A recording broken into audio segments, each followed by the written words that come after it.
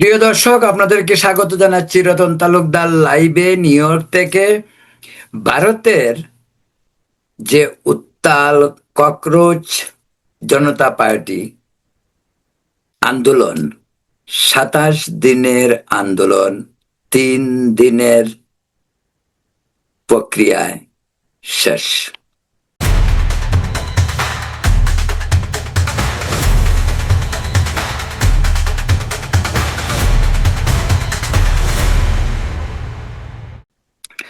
ভারতের প্রধানমন্ত্রী নরেন্দ্র মোদীর হস্তক্ষেপ, খুব ঠান্ডা মাথায় নরেন্দ্র মোদী ফাইনালি সবশেষে তিনি যখন কথা বললেন, আন্দোলন শেষ হলো। আপনারা জানেন, পত্রপত্রিকাতে দেখেছেন সেই আন্দোলন কিভাবে শুরু হয়েছিল, কেন শুরু হয়েছিল। যদিও বাংলাদেশের ব্যাখ্যা বিভিন্ন অন্য ধরনের। ভারতে যে সরকার পরিবর্তন হয় শুধু নির্বাচনের মাধ্যমে, এই কথাটি বাংলাদেশের মানুষ ভুলে যায়। কারণ আমরা তো ভোটের মাধ্যমে সরকার পরিবর্তন করি না, আমরা সরকার পরিবর্তন করি আন্দোলন, আমরা সরকার পরিবর্তন করি সামরিক বাহিনীর মাধ্যমে। ভারতে সেটা হয়নি। 80 বছরের পুরনো এই দেশটি পৃথিবীর সর্ববৃহৎ গণতন্ত্র হিসেবে বিশ্বে খ্যাতি অর্জন করেছে। ভারতীয়রা কিন্তু আমাদের মতো অনেক গরিব, সেখানে সেখানে অনেক অশিক্ষিত। কিন্তু একটি জায়গায় ভারতীয়দের সঙ্গে আমাদের অমিল, সেটা হলো ভারত রাষ্ট্রটির মানুষ তারা ভোটের মাধ্যমেই সরকার পরিবর্তন করবে। সেখানে সেনাবাহিনী আসবে না, প্রশাসনও আসবে না, রাস্তা থেকে ককরোচ উঠে এসে আন্দোলন করবে, বাস সরকার পড়ে যাবে। বাংলাদেশ এমনটাই ভেবেছিল যে ভারতের অবস্থাটা এমন হবে, শ্রীলঙ্কা,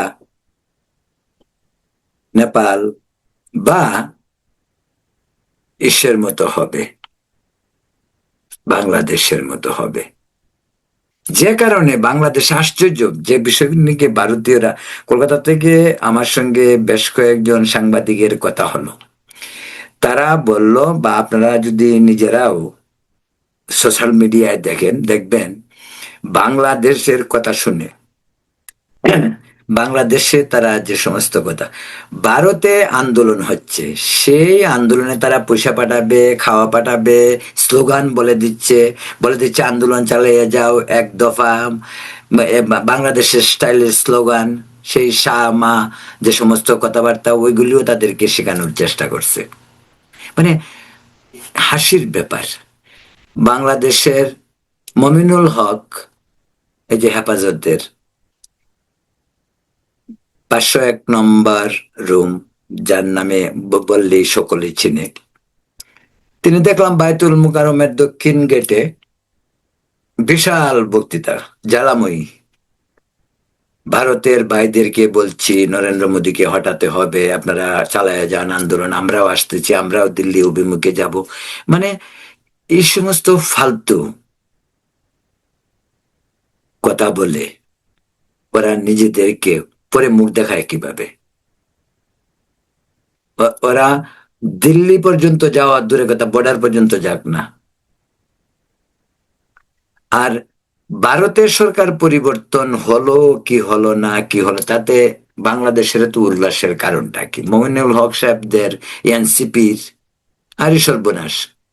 এনসিপির পাটোয়ারি থেকে শুরু করে সবগুলি, আসিফ মাহমুদ, সজীব ভুইয়া, বিশাল বক্তৃতা, আপনারা আন্দোলন চালিয়ে যান, আমরা আছি আপনাদের সঙ্গে, এই সমস্ত কথাবার্তা বলছে, সাহস দিচ্ছে। আচ্ছা, ভারতীয়রা কি আমাদের চেয়ে কম বুঝে?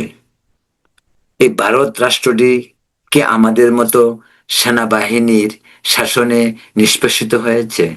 এই ভারত কি আমাদের মতো গণ আন্দোলন করে সরকার পরিবর্তন হয়েছে কখনোই গত 80 বছরের ইতিহাসে? আপনাদেরকে একটি কথা বলি, ভারত গণতন্ত্রকে লালন করে, পালন করে, প্র্যাকটিস করে এবং গণতান্ত্রিক সভ্যতায় তারা শিক্ষিত। ভারত পৃথিবীর গণতান্ত্রিক দেশগুলির মধ্যে সর্ববৃহৎ, তারপর আমেরিকা। সারা পৃথিবীতে ভারতকে দমিয়ে রাখার চেষ্টা আন্তর্জাতিকভাবে ষড়যন্ত্রের অভাব নেই, হইতেই পারে। চীনের আধিপত্যকে খর্ব করার জন্য আমেরিকা দিনরাত চেষ্টা করতেই পারে। ভারতকে দমিয়ে রাখার চেষ্টা করতেই পারে। রাজনীতিতে শত্রু মিত্র বলতে চিরস্থায়ী কেউ নেই। এই ট্রাম্প আর মোদির ফ্রেন্ড ফ্রেন্ড মাই ফ্রেন্ড গলাগলি আবার তিক্ততায় পরিণত। যে পাকিস্তানের সঙ্গে গত বেশ কয়েক দশক আমেরিকার সম্পর্ক বাস যতটুকু রাখতে হয় ওই অস্ত্র বিক্রি করার জন্য, তার চেয়ে বেশি ছিল না। এখন আবার ইরান যুদ্ধ নিয়ে পাকিস্তান আবার মধ্যস্থতা করে বিশাল, যে পাকিস্তানের আন্তর্জাতিক আভ্যন্তরীণ কোনো অবস্থায় তাদের অনুকূলে নয়। তারা ভারত ভাঙতে চায় কিন্তু নিজের দেশে ভেঙে যাচ্ছে। বেলুচিস্তান আউট হওয়ার পথে, পিওকে মানে আজাদ কাশ্মীর যেটা পাকিস্তান অকুপাইড, সেটি ভারতকে ডাকতেছে, খাদ্য দিন, বর্ডার খুলে দিন, সীমান্ত খুলে দিন। সীমান্ত খুলে দিলে কি হবে? এই যে আমাদের 71-এ যা হয়েছিল, 71-এ 1 কোটি বাংলাদেশি শরণার্থী ভারতে আশ্রয় নেয়। কালকে যদি ধরা যাক কাশ্মীরের বর্ডার ভারত ওপেন করে দেয়, হাজার হাজার লক্ষ লক্ষ কাশ্মীরি ভারতে আসবে, কারণ ওখানে ওরা মানবেতর জীবন যাপন করছে, খাওয়া নেই, পানি নেই, এক ধরনের মানসিক যে অত্যাচার, শারীরিক অত্যাচার, উদ্বেগ, উৎকণ্ঠা, বৈষম্য জর্জরিত কাশ্মীরের মানুষ। তারা আর পাকিস্তানের সঙ্গে থাকতে চায় না। তারা জানে ভারত নিয়ন্ত্রিত কাশ্মীরে সেই সেম ব্যক্তি, সেম ধর্ম, তারা ভারতে গণতান্ত্রিক সমাজ ব্যবস্থায় সুখে আছে। এদিক সেদিক হচ্ছে না তা বলছি না, হইতেই পারে, সব দেশেই হয়, কোথায় হয় না, সব দেশেই হইতে পারে। যাই হোক, সেটা বলছিলাম যে এই যে বাংলাদেশের, আমি এর আগে একটি ভিডিও করেছেন যে বাংলাদেশে উল্লাস, দিল্লিতে উত্তাল আন্দোলন, বাংলাদেশে উল্লাস, মানে ভারত ভেঙে যাবে, ভারত টুকরো টুকরো হয়ে যাবে, মোদি চলে যাবে, বাংলাদেশে মানুষ স্বস্তির নিঃশ্বাস ফেলবে। শুনুন, আরেকটি কথা বলি। আজকে কলকাতাতে, বলছিলাম আগে যে কলকাতাতে কয়েকজন সাংবাদিকের সঙ্গে আমার কথা হলো। দিল্লির যন্তর মন্তরে যে আন্দোলনটা হয়েছিল, সে আন্দোলন তো শেষ, তারা ঘরে গেছে এবং তারা মানে এই 27-28 দিনে তো ঠিক মতো ঘুমাতেও পারেনি, এরা হয়তো ঘুমাচ্ছে। আর দ্বিতীয় কথা হলো কি, এই যে কলকাতায় কলকাতায় হলো সে আন্দোলন, ধর্মতলা, সেখানে অনেকগুলি অ্যারেস্ট করা হয়েছে। আচ্ছা ভাই, আন্দোলন হচ্ছে শিক্ষা ব্যবস্থা, পরীক্ষার প্রশ্নপত্র পাশ নিয়ে, মেডিকেল নিট যেটাকে সংক্ষেপে বলা হয়। সেখানে কলকাতায় জেনজির সমর্থনে যে মিটিং হলো, সেই মিটিং এ অশিক্ষিত বস্তির পোলাপান থেকে শুরু করে সব ওখানে, কলেজ বিশ্ববিদ্যালয়ের ছাত্ররাই নেই, মেডিকেলের ছাত্ররাই নেই, সেখানে স্লোগান কি? আজাদি আজাদি। কিসের আজাদি আমি জানি না, তারা কিসের আজাদি চায়। পশ্চিমবঙ্গে বেশ আলোচিত, তাদের অনেকেই গ্রেপ্তার করা হয়েছে। তারা ইট পাটকেল শুধু পুলিশকে নিক্ষেপ করে না, পাথর পর্যন্ত নিক্ষেপ করেছে, যে কারণে কঠোর অবস্থানে শুভেন্দু সরকার। এবং তারা বলছে 5-7 হাজার লোক এই ডেমনস্ট্রেশনে অংশ নিয়েছিল,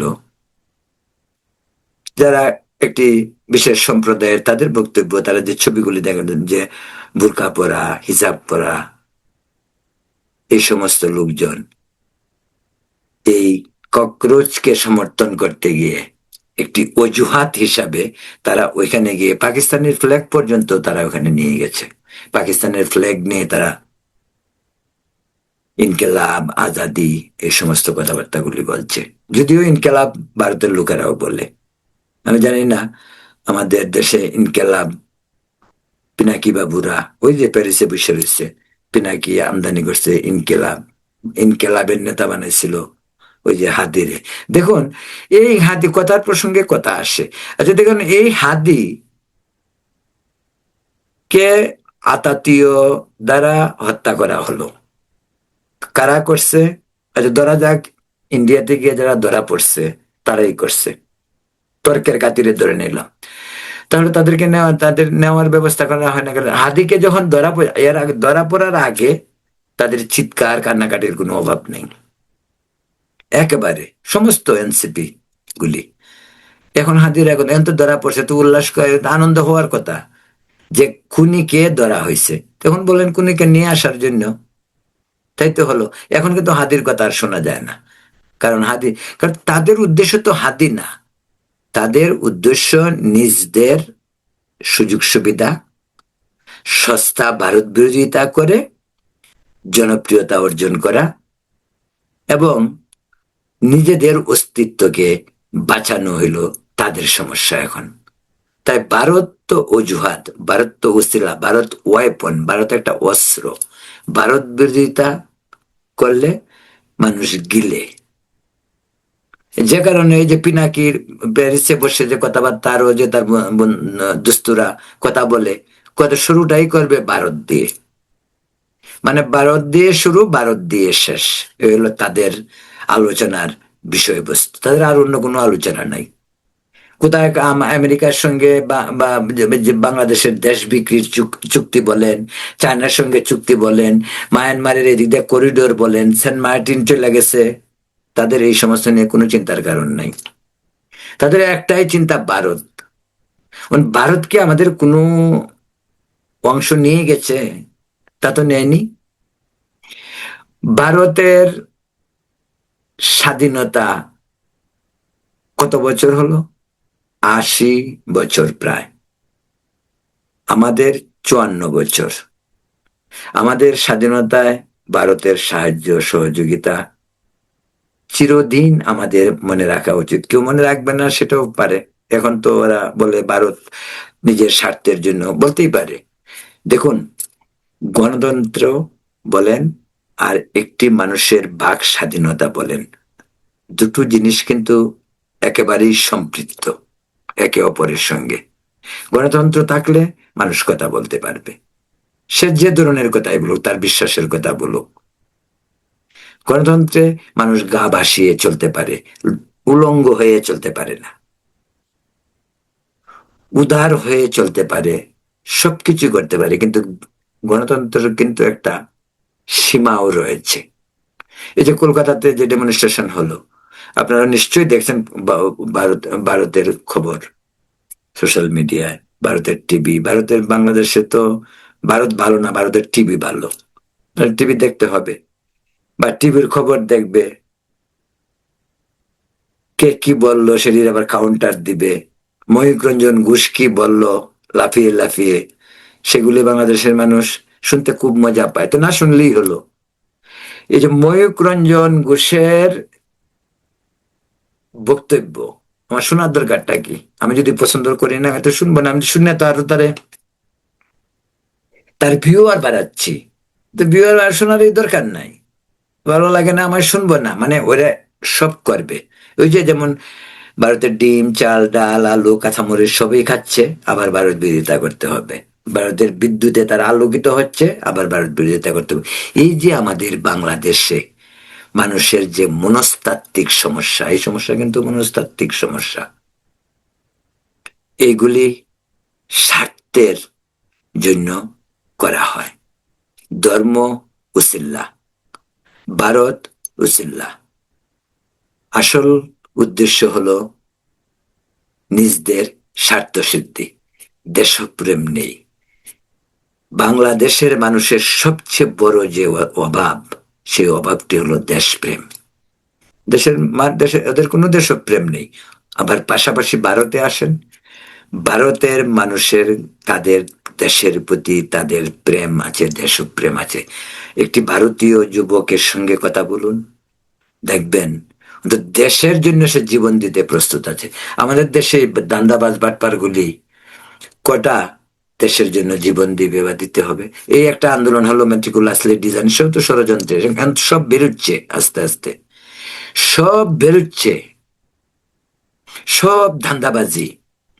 এই যে 24-এর আন্দোলন বলেন, গণভোট বলেন, 21শে জুলাই, এই যে 21শে জুলাই মিউজিয়াম, সমস্ত কিছু ধান্দাবাজি। যে সমস্ত পোলাপান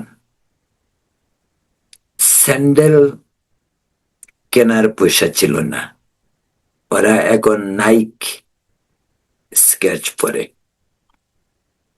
ব্র্যান্ডের প্যান্ট শার্ট পরে। আর ওরা যখন ইউনিভার্সিটিতে পড়াশোনা করেছে, 5 টাকা পকেটে ছিল না, একটু ভালো খাবে। ওরা হলো বাংলাদেশের দেশপ্রেমিক। আর ওরা বাংলাদেশে বসে ভারত বিরোধিতার নামে এক নৈরাজ্য তৈরি করার পথে এগুচ্ছে। প্রিয় দর্শক, যে বলছিলাম যে এই যে ভারতের জেন নিয়ে কথা বললে অনেক কথা, আপনারা সব কথাই জানেন, নতুন করে আর বলার দরকার নেই। আমি মনে করি যে আগেই বলছি, ভারতের সরকার পরিবর্তন ওই বাংলাদেশে বলে বসে কেউ পরিবর্তনের স্বপ্ন দেখলে অলিক স্বপ্ন। এই যে বলে যে মানে এই জন্যই আমাদেরকে নিয়ে পশ্চিমবঙ্গে বা ভারতে বাংলাদেশের সোশ্যাল মিডিয়ায় যে পোলাপানের কথা শুনে ওরা হাসাহাসি করে, এটা একটা মাত্র কারণ এটাই যে আমরা অশিক্ষিত। ওরা মনে করে যে আমাদের না আছে শিক্ষা, না আছে দীক্ষা, না আছে দেশপ্রেম। ওটা তারা খুব ভালো করে বুঝতে পারে বলেই আমাদেরকে নিয়ে তারা হাসাহাসি করে। এবং আমরা তো তেমন কিছু করি নাই। 54 বছরের স্বাধীনতার ইতিহাসে আমরা কি করেছি? সরকার পরিবর্তন আন্দোলন হলো, আর ধর্ম ব্যবসা চলছেই।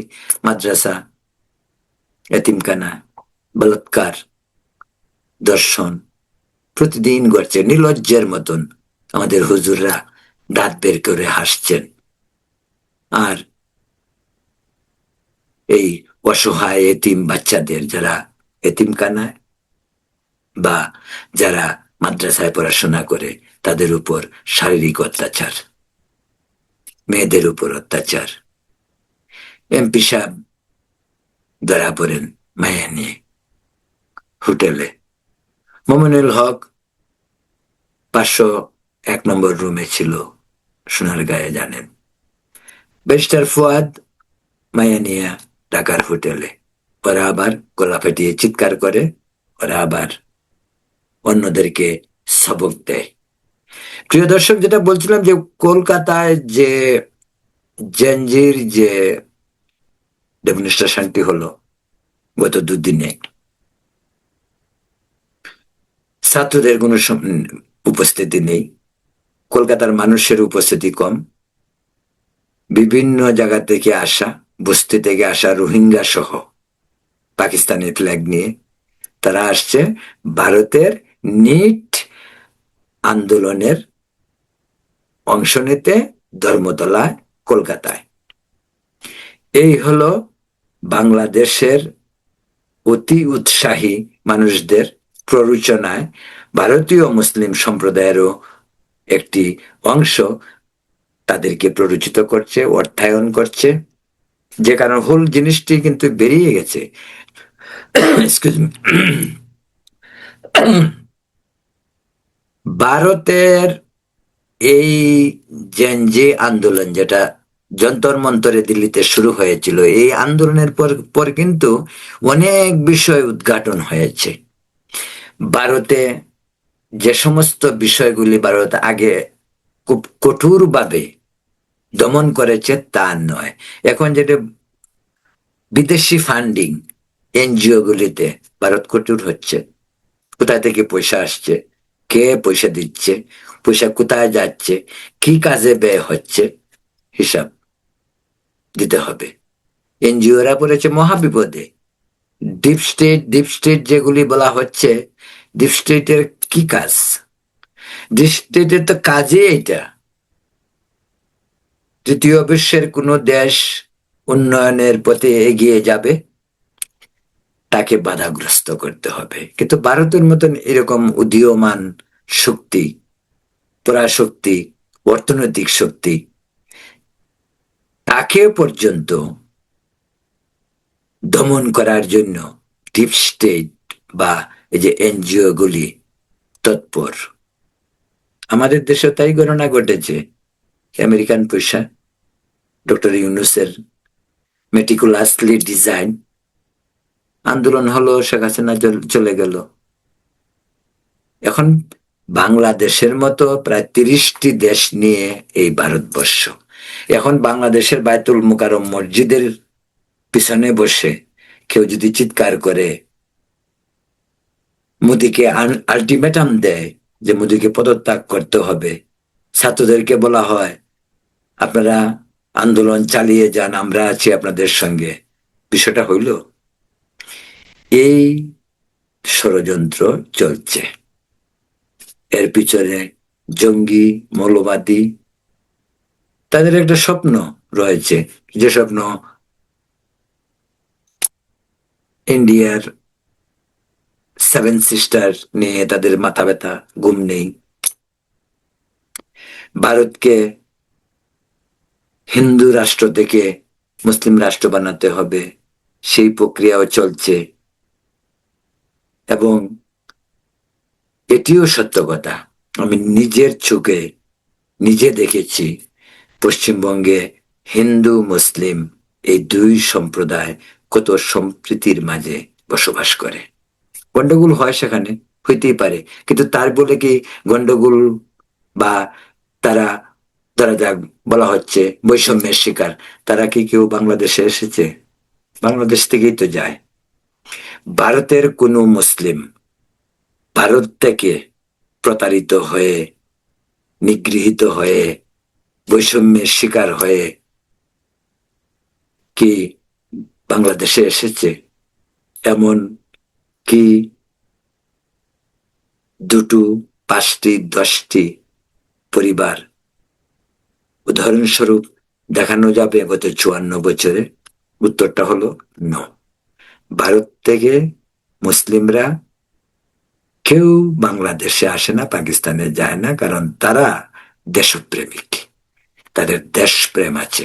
তারা গর্ব করে বলে তারা ভারতীয় মুসলিম, তারা ভারতকে ভালোবাসে, ভারতকেই মনে করে তাদের দেশ, তাদের হোমল্যান্ড, তাদের তারা ভারতের এই ভূমিপুত্র। এজন্য তারা সকলে মিলেই বন্দে মাতরম বলে, জয় হিন্দ বলে। আবার হিন্দু মুসলিম মিলেমিশেই বসবাস করে। জঙ্গির উৎপাত নেই বলছি না, নেই, আছে। তারপরও ভারতের সংখ্যাগরিষ্ঠ মুসলিম সম্প্রদায়ের মানুষ ভারতীয় সেকুলার রাজনীতির প্রতি শ্রদ্ধাশীল। তাদের দেশপ্রেম যে কোনো অন্য সম্প্রদায়ের হোক, হিন্দু, বুদ্ধ, খ্রিস্টান, তাদের চেয়ে মুসলিমের কম নয়। তবে তাদেরকে বাংলাদেশের জামাত থেকে শুরু করে বিভিন্ন জঙ্গি গোষ্ঠীগুলি পশ্চিমবঙ্গের মুসলমানদেরকে উত্তেজিত করছে, কুপরামর্শ দিচ্ছে, ভারতকে অস্থিতিশীল করার জন্য অনবরত কাজ করে যাচ্ছে। এগুলি ভারতের টেলিভিশনে রাজনৈতিক বিশ্লেষক যারা তারাও সবসময় বলে। প্রিয় দর্শক, তো শুরু করেছিলাম ককরোচ জনতা পার্টির নিয়ে। তার ককরোচ জনতা পার্টি আপাতত দিল্লি থেকে আন্দোলন তুলে নিয়েছে। ভারতের শিক্ষামন্ত্রী ধর্মেন্দ্র প্রধান পদত্যাগ করেছেন, নতুন শিক্ষামন্ত্রী হয়েছেন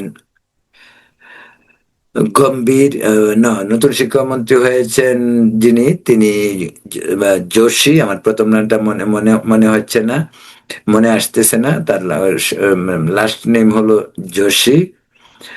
আর তিনি আগেও মন্ত্রী ছিলেন। তিনি নতুন করে শিক্ষা মন্ত্রণালয়ের দায়িত্বটি তার উপর অর্পণ করা হয়েছে। মোটামুটি ভাবে ভারত শান্ত, এবং এই পরিবেশ ভারতের গণতন্ত্রের জন্যই শুভ। এবং ভারতে হিন্দু, মুসলিম, বৌদ্ধ, খ্রিস্টান, আদিবাসী সকলে মিলে, সকলে দেশপ্রেমে উদ্বুদ্ধ হয়েই তাদের ভারতবর্ষকে তারা লালন করে, পালন করে, ধারণ করে। এটাই গণতন্ত্রের সৌন্দর্য। প্রিয় দর্শক, এখন এ পর্যন্ত। ভালো থাকুন, সুস্থ থাকুন, নিরাপদ থাকুন। ধন্যবাদ।